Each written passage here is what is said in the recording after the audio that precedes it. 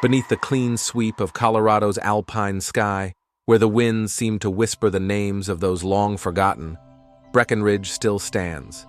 A town frozen in time, quaint, picturesque, surrounded by towering pines and the kind of snow that looks like it fell just for postcards. But that's only the surface. Because out here, in this quiet corner of the Rockies, something doesn't want to stay buried. The ski lifts glide overhead in perfect rhythm. The storefronts beam with false warmth. But beyond the souvenir shops and polished lodges, there's a part of Breckenridge the tourism board never mentions. A part that doesn't get listed in the brochures or talked about out loud. At least, not unless you already know what to ask for. And if you do, they'll tell you. The pact still holds. In early January of this year, 2 experienced hikers, both locals, went missing during a routine trail loop along the Boreas Pass trailhead. Conditions were clear, visibility excellent, no inclement weather. Their footprints stretched along the powder like a map. But somewhere past the mile 6 marker, the prints just stopped. No scuffle, no signs of wildlife, no ice patches, just a... gone. When search and rescue teams swept the area, they found nothing but a single glove, half frozen into the bark of a pine. It wasn't the first time. In fact, if you've lived here long enough, if your family goes back more than a few decades, then you already understand what the rest of the world refuses to accept. This place holds its secrets with teeth. Some of the locals say it began with the mines, that the mountains were cursed the moment men began gouging the earth for silver and gold. Others say it started long before that, before the first pickaxe ever struck stone, when the land itself made a demand. One that the founding settlers had no choice but to meet. They called it the Pact. It wasn't written, it wasn't signed, but it was understood. Every so often someone would have to be given. Now. People don't use that word lightly here. Pact. It carries weight, heft. It suggests complicity, agreement, a deal made in desperation, sealed in silence and, more often than not, in blood. This town's past doesn't just linger, it presses down on everything that lives here. And it does so without warning. A sharp knock at the cabin door. A figure standing motionless at the tree line. A voice you hear just after sundown, whispering in tones that sound like your own, but aren't. Breckenridge has been burying more than snow for well over a century, and no one wants to be the next name on the list. From 1879 to present day, there have been 34 unsolved disappearances within a 10-mile radius of Breckenridge. That's not counting the presumed accidents, the misfiled death records, or the so-called transient wanderers that were never reported missing at all. The only constant? Each one vanished within the exact same quadrant, between the northern tip of Bald Mountain and the ghost trails near Baker's Tank. And they all disappeared on dates that correlate with something the old records call the offering window, a 3-day stretch, every 11 years. A window that opens without warning and takes what it wants. The people of Breckenridge don't speak of the pact easily. But when they do, there's always a hush to their voices, an edge behind their eyes. One former fire marshal, retired now, name withheld by request, told us off the record, "It's not just the woods you should be afraid of. It's the silence that comes after. That silence always means it's watching, deciding." This isn't just legend. This isn't just one of those old mining town ghost stories made for tourists. There are photographs, forgotten case files, journal entries, and there are those who have made it back. But what they brought with them was never quite right again. So ask yourself, why are so many people still vanishing? Why do the disappearances happen in intervals, almost on a schedule? And why do the oldest families in Breckenridge always seem to be away during those 3 days? As if they already know?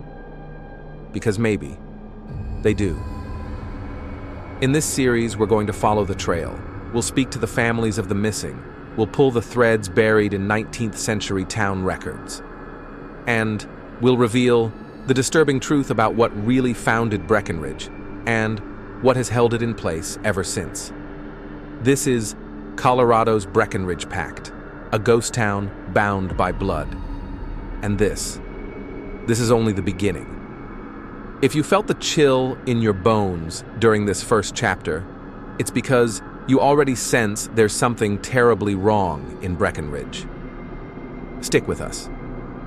The next segment pulls back the veil on the very first settler journals, the ones that were never supposed to be found. You'll hear them, word for word, as they describe what happened to the first group that tried to leave Breckenridge, before the pact was honored. Subscribe to MindFuel now. You won't want to be alone when you hear what comes next. The story of Breckenridge begins, as so many do in the American West, with the promise of gold. In 1859, a man named Reuben Spaulding staked the first official claim along the Blue River, a narrow, icy stretch of mountain water that cut like a vein through the valley. He panned only a few ounces that first summer, but it was enough. The word spread faster than the frostbite. Within 6 months, over 8,000 prospectors had flooded into the basin. They called it Colorado's Little El Dorado. But the reality was far from golden. The winters came hard and early. Roads vanished under blizzards, supply lines froze over, and the mountains, majestic and silent, stood like sentinels around the town, blocking escape in every direction. For many, the only way out was down, into the shafts and tunnels they'd carved themselves. Those who remained endured a life balanced precariously between survival and desperation. Breckenridge grew, then buckled, then grew again. Storefronts were built and rebuilt. The saloons outnumbered the churches 5-1.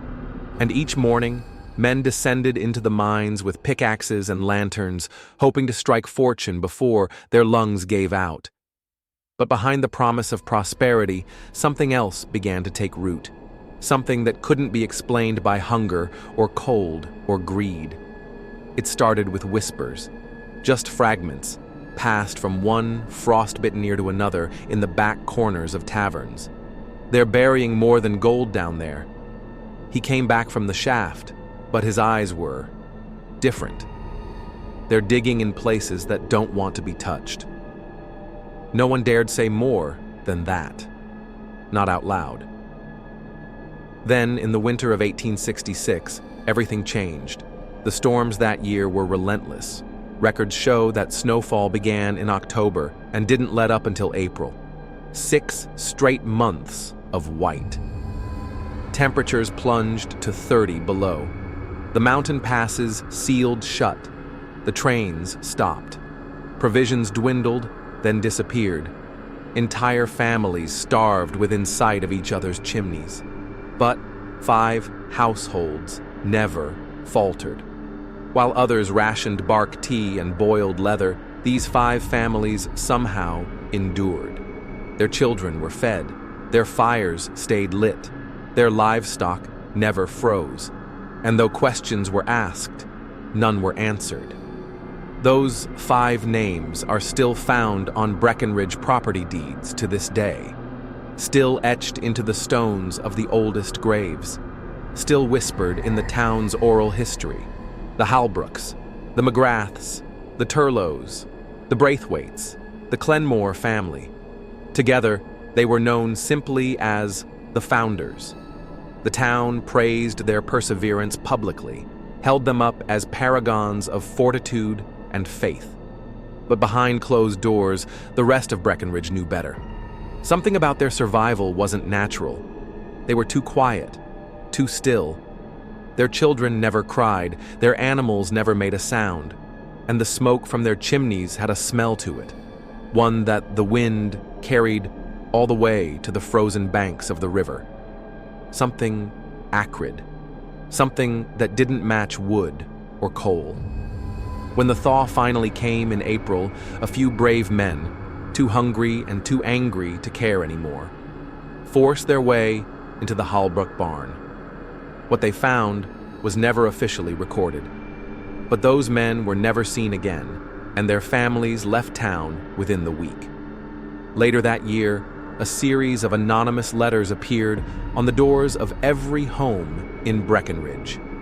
No envelope, no signature, just one sentence, repeated over and over again. The pact feeds the mountain, and the mountain watches in return. The sheriff at the time, an outsider from Missouri named Aaron Collins, ordered an investigation into the origins of the letters. 3 nights later, his home burned to the ground. His wife and 2 sons were inside. The sheriff survived long enough to give one final statement. The founders don't answer to me. They answer to it. He died that morning. There was no further investigation. From that point forward, the town changed. Slowly, subtly, but unmistakably. Holidays were no longer celebrated in public. Schools stopped teaching local history. Children were taught never to stray past the pine line. And every 11 years, like clockwork, people would vanish. At first, the gaps could be explained: a snowstorm, a hunting accident, a traveler gone astray. But the pattern held. Always the same 3 days, always within the same radius, always during what old-timers called the hunger window. And the founding families, they were never among the missing. They passed down their land, their silence, their knowledge, and perhaps whatever arrangement had been made long ago in the shadow of starvation and snow. There's no record of a signed document, no blood-stained oath preserved in glass, but there is evidence. There are the names, the dates, the disappearances, and there's a growing number of locals who say that in 1866, those 5 families made a decision, not to surrender themselves to the mountain's cruelty, but to feed it, to give what it asked for, and in return, receive its protection. No one knows exactly what was exchanged or how, but every year, when the frost begins to creep in from the treetops and the lake begins to glass over, you'll see the oldest families of Breckenridge preparing for something. They seal their windows, they burn juniper, and then they wait. And now? Now the cycle is beginning again. That's why the disappearances have resumed, why the patterns are returning, why new names are going missing, and why old ones are staying quiet. This isn't just local folklore. This is a legacy written in land, in lineage, and in loss. In the next segment, we'll explore the journals of those who lived through that brutal winter of 1866, and one entry in particular that describes a ritual too detailed, too deliberate, to dismiss as rumor. You'll hear it in their own words. What they gave, how they gave it, and the presence they said answered them from beneath the snow. Subscribe to MindFuel now. This is more than history. This is still happening. And the next chapter will explain exactly what the pact demanded. Imagine the roar of shifting earth, an avalanche of rock and timber collapsing without mercy. Picture a shaft once carved by hope, reduced to a tomb in an instant. It was late December of 1866, nearly 6 months into the harshest winter Breckenridge had ever seen. The town itself was nearly buried under unrelenting snow. Inside the mines, 80 men toiled for a fortune they might never spend. And then, without warning, the supports gave way. The ground shook, timbers cracked, stone rained down like frozen hail. Dozens of miners were trapped in an unlit cavern nearly 200 feet below the surface. There was no way in, no way out, no chance of reaching daylight until the thaw. And if they waited that long, they would die. For 3 days, the townsfolk listened. They heard muffled groans, the scraping of boots on shattered rock, the frantic calls for help. Lanterns were lowered, engineers attempted to clear the debris, but each swing of the pickaxe only sent more rubble crashing down. By the end of the third night, hope had all but vanished. Those inside faced an impossible choice: starve, freeze, or something else. On the fourth day, tempers frayed. Hunger clawed at reason. They turned on one another. Witnesses who survived recall whispered arguments over rationed biscuits and muddy water. A few men fought in the dim light, bare fists trading blows for the smallest scrap of food. 2 were killed before the others could be pulled apart. But still, the supplies were dwindling too quickly. With each passing hour, the group grew thinner, weaker. Their voices faded into the damp air. And then, the oldest among them, a German immigrant named Friedrich Halbruck, uncle to the Halbruck family that would become one of the founders, raised his voice above the hubbub. He spoke of mercy, of pain ended swiftly, of relief. Then he spoke of a way out, a ritual he had read of back in the old country, a pact, a bond, a covenant. He said it required a sacrifice, a binding of blood that would serve as a currency traded for deliverance. No one believed such superstition. And yet, desperation has a way of turning disbelief into action. By the end of the 5th day, 5 men lay dead, their throats cut, their blood pooled onto the frozen soil like ink. The survivors, 25 in number, stood in silence as Halbruck used a horsehair whip to draw lines on his own arm. One by one, each man did the same. Their blood dripped onto a tattered scrap of cloth, stitched together by someone's last matchbox lighter. The smell of iron and burning oil filled the chamber. They chanted in German and English, invocations half remembered, names of forces they didn't fully understand. A plea: hear us, save us, bind us to the mountain that we may rise again. Outside, the temperature plummeted. A sudden gust rattled the ground. Miners above felt a tremor, so slight it was almost imagined, and then, against all odds, the rock slide settled. A narrow shaft opened where none had existed. Light from the frozen morning sky spilled down, illuminating 50 faces gaunt with hunger but alive. When they emerged, they found each other changed. Their eyes had a new hardness. They spoke little of what happened in the dark. The 5 who were lost, a group that included men from all 5 future founding families, were declared casualties of the collapse. Their bodies never recovered, their names etched on the town monument as brave souls overwhelmed by nature's fury.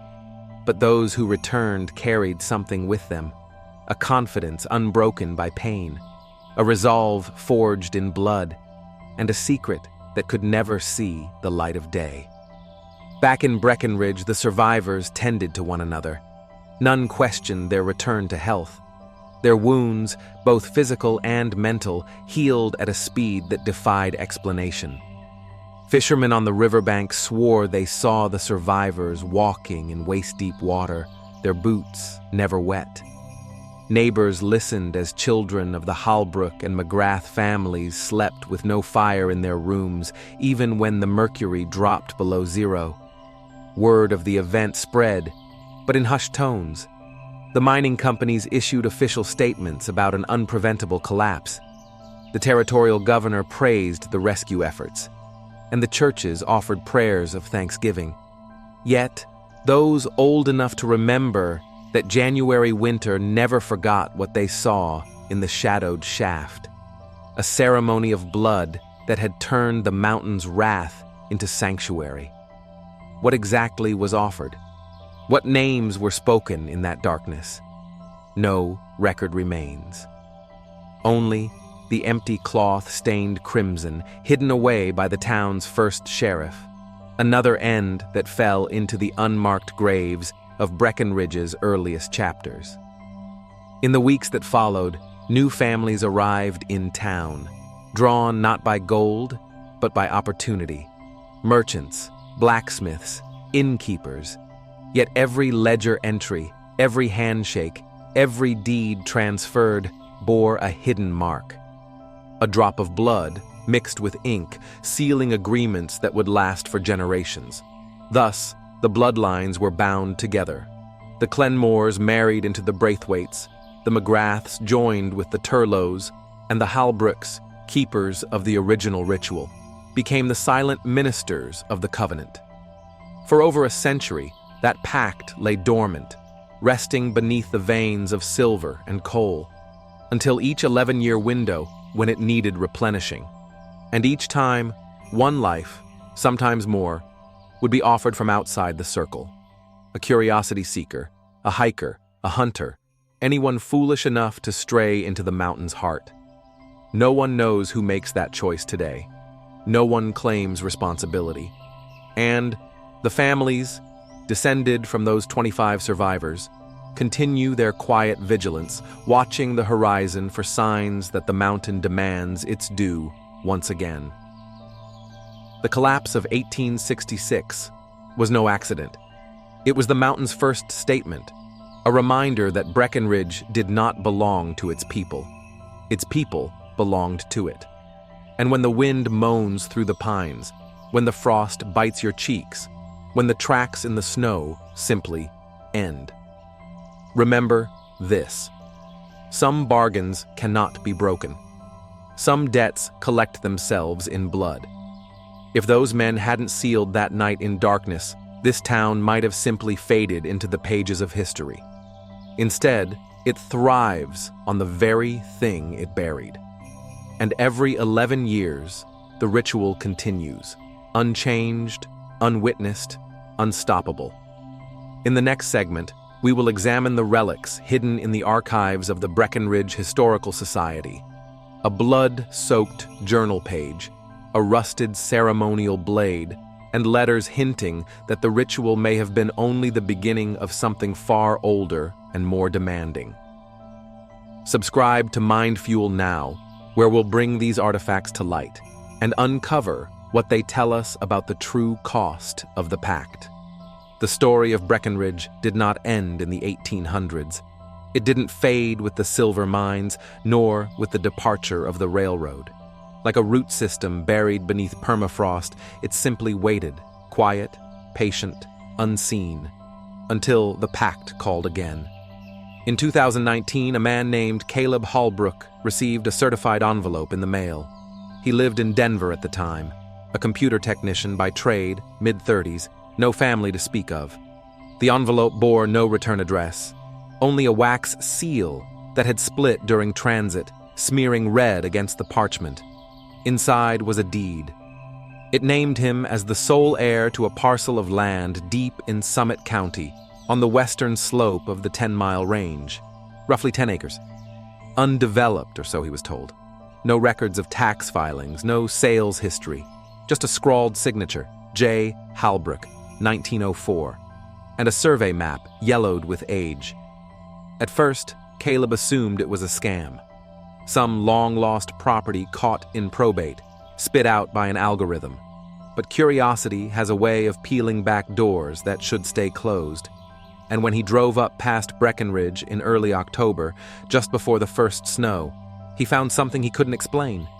The road curved hard into dense pine, the GPS cut out, and then in a grove of aspen trees, silent, golden, watching, he saw it. A cabin. It looked untouched by time, perched on a mossy slope, its timbers blackened, but intact. The windows were boarded shut.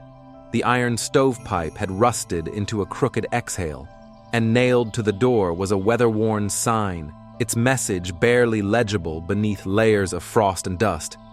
"Keep the blood warm. Do not open in winter." He stared at it for a long time. Then, as if drawn by something older than curiosity, he pried the door open and stepped inside. The air was heavy with the scent of damp rot and ash. A shattered oil lamp lay in the corner. Mouse droppings scattered across the stone hearth, and in the center of the cabin, a trap door. He didn't open it. Not then. Instead, he explored the cabin room by room. A narrow cot stood against the wall, a bookshelf, barely standing, a cracked mirror still reflecting something, but not quite him. The desk, though, was where things changed. Inside the top drawer were several items: a bound leather journal, a packet of folded diagrams, hand-drawn with geometric shapes and symbols, circles, roots, veins, stars, with too many points. And beneath that, bones. Tiny, fragile, unmistakably human bones. Wrapped in wax paper, labeled in ink, offerings, 1944 to 1977. He told no one. Not that night. Instead, Caleb returned to Denver in silence, unable to sleep, the journal tucked inside his coat. That was when the dreams began. They weren't violent, not at first. They were silent tableaux, men in mining gear standing in a circle, mouths open, no sound. A blood-stained cloth pinned to a wooden beam, the moon over the 10-mile range, but inverted, hollow, black. He'd wake up with a metallic taste in his mouth. His nose bled for reasons doctors couldn't explain. And always, just outside his bedroom window, there was the sound of wind, even when the air was still. Back at the cabin a week later, something had changed. The door had been shut again. The sign was gone. He pushed inside and returned to the trapdoor. He opened it. A narrow staircase led down into the earth, slick with mold. At the bottom, a root cellar, brick-lined, damp. There, he found what could only be described as an altar, makeshift, crude, and stained with something dark that flaked away like burnt wood. He found old photographs nailed to the wall, faces scratched out with a razor.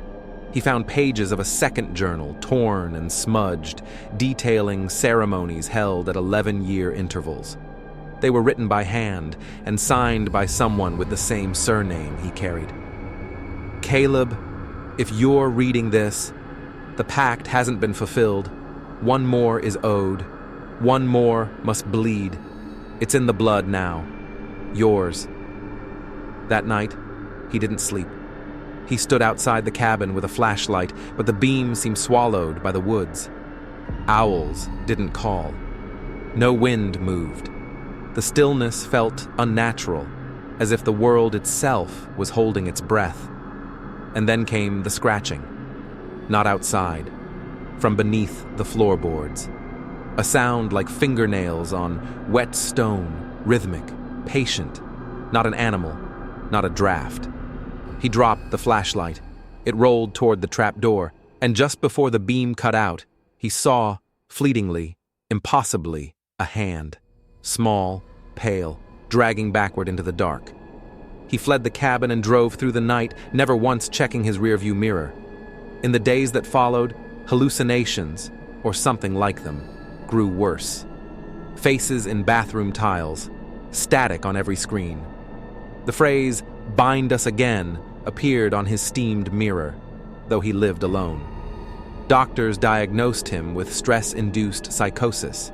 He was prescribed pills. He flushed them. But the journal never lied. The last entry read, "When the pact weakens, it doesn't ask, it demands." Caleb Holbrook was last seen in late November 2019, walking north out of Breckenridge with nothing but a duffel bag and a red scarf wrapped around his hand. The cabin is still there.